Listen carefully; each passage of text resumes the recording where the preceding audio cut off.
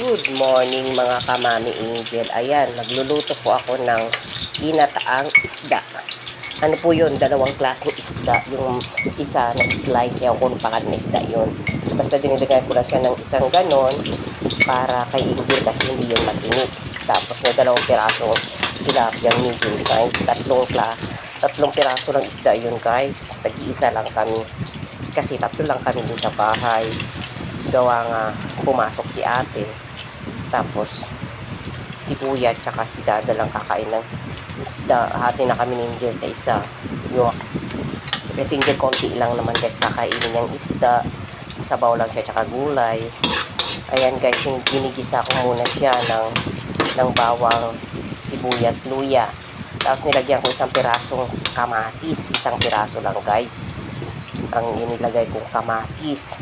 Pero yung isda guys is pinirito ko na siya bago ko siya gagataan. Ayan isang kamatis lang nilagay ko.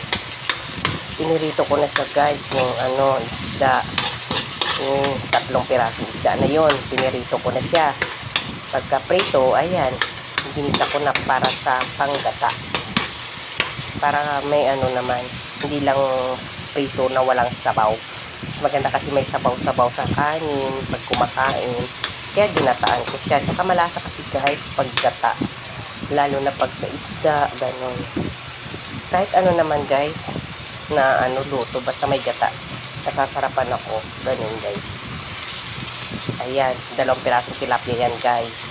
Tapos yung slice na yan, walang tinik yan. Ewan ko pangalan na isda yan. Basta kinuha ko lang isang piraso para lang kay Angel. Para makatikim siya ng isda. Kasi hindi siya nag-isda. Ayan guys, kokomama ang gamit ko. Kokomama siya. Ngayon, hindi ko na malayan, namatay pala cellphone ko guys. Hindi ko na napicturan. Naligyan ko siya ng gata at saka yung pechay. Kala ko naka-video pa pala, namatay cellphone ko. Kaya hindi ko na napicturan. Ay naku, videohan ba? Naputol. Ayan guys, yung kinukuha ko, tilapia yun kasi yung nasa ibabaw, yun yung slice. Ayan guys, yung finished product niya. Pasensya na kayo guys kung hindi ko nakuha ng buo. Kasi hindi ko na malayan na matay pala yung video ko. Ayan. Na-plating ko na siya guys. Ang sarap siya guys. Tara guys, kain tayo. Please watch and subscribe Angel's Vlog. Bye. God bless.